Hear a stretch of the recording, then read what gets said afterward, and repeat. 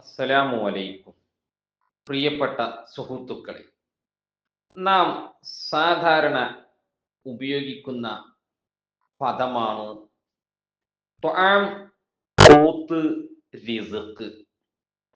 ഈ മൂന്ന് പദങ്ങളും നമ്മുടെ ജീവിതത്തിൽ നമ്മൾ പലപ്പോഴും പല സന്ദർഭങ്ങളിലായി ഉപയോഗിക്കാറുണ്ട്.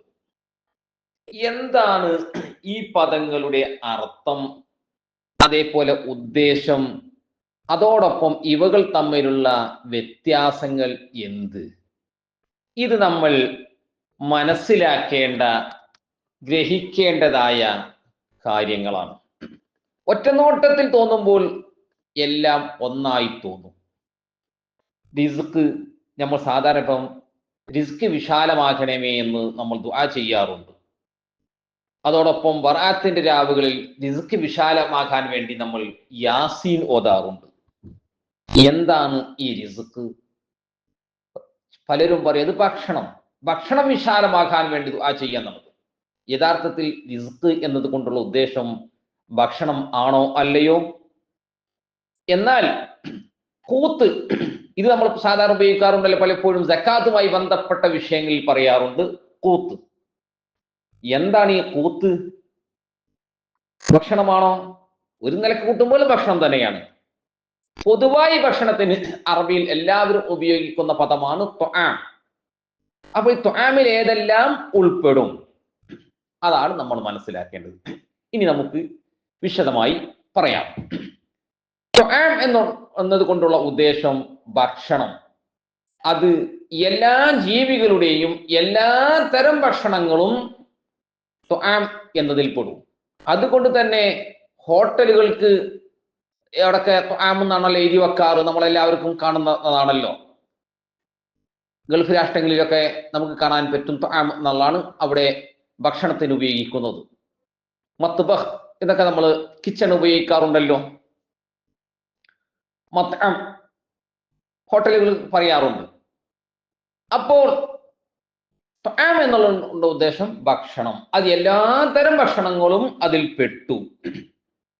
ഖൂത്ത്, അപ്പൊ അത് ഭക്ഷണം തന്നെയാണ്. ഒറ്റനോട്ടത്തിൽ വരും ഭക്ഷണം തന്നെയാണ് അതിന്റെയും ഉദ്ദേശം. പക്ഷെ ഏത് ഭക്ഷണം? നമുക്കറിയാം, ഫിത്ർ സക്കാത്തിന്റെ അവിടെ കിതാബുകളിൽ നമുക്ക് കാണാൻ പറ്റും. എന്താ പറയുന്നത്? അവിടെ ഖൂത്ത് എന്നുള്ളതാണ് അവിടെ ഉപയോഗിച്ചത്. ഖൂത്ത് വലത് എന്നുള്ളതാണ്.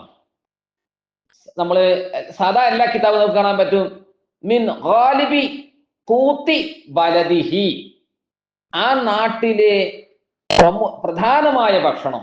അപ്പൊ ഖൂത്ത് എന്നുള്ള ഉദ്ദേശം മുഖ്യ ആഹാരം എന്നുള്ളതാണ്. ഈ മുഖ്യ ആഹാരം നമ്മുടെ നാട്ടിലെ സംബന്ധിച്ചിടത്തോളം അരി ഭക്ഷണമാണ്. ചായ അതിൽ പെടില്ല, അതല്ലെങ്കിൽ ഫ്രൂട്ട്സുകൾ പെടില്ല, മറ്റു പല മധുര പലഹാരങ്ങൾ പെടില്ല, പായസങ്ങളൊന്നും ഖൂത്ത് എന്നതിൽ പെടില്ല. ഖൂത്ത് എന്നുള്ള ഉദ്ദേശം നമ്മൾ കഴിക്കുന്ന ഏത് സ്ഥലത്തെയും മുഖ്യ ആഹാരം. അതുകൊണ്ടാണ് ഫിത്ർ സക്കാത്ത് കൊടുക്കേണ്ടത് ഖൂത്ത് എന്ന് ഉപയോഗിച്ചത്. അത് ആ നാട്ടിലെ മുഖ്യ ആഹാരം എന്താണോ അതായിരിക്കണം കൊടുക്കേണ്ടത് എന്നുള്ളത്. അപ്പൊ ത്വആം നമ്മൾ പറഞ്ഞു, ഖൂത്ത് പറഞ്ഞു.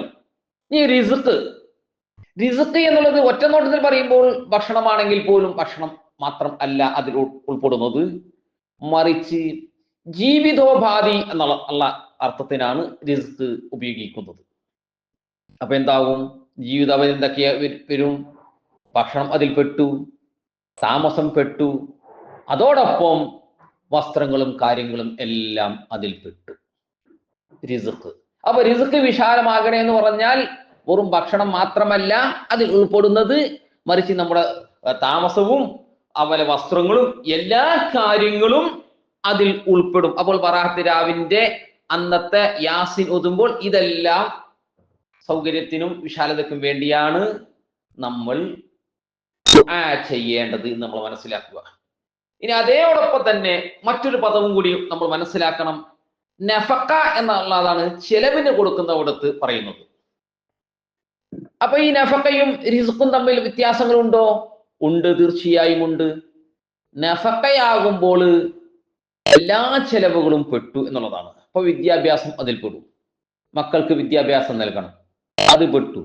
ചികിത്സകൾ പെടും, അതുപോലെ മറ്റു കാര്യങ്ങൾ, താമസം പെട്ടു, എല്ലാ കാര്യങ്ങളും. ഒരു നമ്മുടെ ഫിത്ർ സക്കാത്തിന്റെ അവിടെ പറയുന്നുണ്ടല്ലോ, എന്ത് അദ്ദേഹത്തിന്റെയും അദ്ദേഹത്തിന്റെ ചെലവിന് കൊടുക്കൽ നിർബന്ധമായവരുടെ ചെലവും കഴിച്ച് ബാക്കിയുള്ളതാണ് ഫിത്ർ സക്കാത്ത് കൊടുക്കേണ്ടതെന്ന് പറയുന്നുണ്ട്.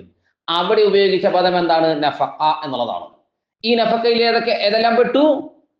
എല്ലാ ചെലവുകളും. ഒരു വ്യക്തിയെ സംബന്ധിച്ച്, ഒരു മകനെ, അല്ലെങ്കിൽ ഒരു ഭാര്യയ്ക്ക് ഭർത്താവ് എന്തെല്ലാം കാര്യങ്ങൾ ചിലവഴിക്കണോ ആ ചെലവുകളെല്ലാം പെടും. എന്നാൽ റിസ്കിൽ അതെല്ലാം പെടുന്നതല്ല. അപ്പോൾ ഈ വ്യത്യാസങ്ങൾ നമ്മൾ മനസ്സിലാക്കണം. പലർക്കും ചില തെറ്റിദ്ധാരണകളുണ്ട്. ആ ധാരണ തിരുത്താൻ വേണ്ടിയാണ് ഇവിടെ ഇത് പറഞ്ഞത്. ഇത് ഞാൻ പറഞ്ഞതിൽ വല്ല തെറ്റുകളും ഉണ്ടെങ്കിൽ തിരുത്തി തരണമെന്ന് വിനീതമായ അപേക്ഷയോട് കൂടി നിർത്തുന്നു. അസ്സലാമു അലൈക്കും വറഹ്മത്തുള്ളാഹി വബറകാതുഹു.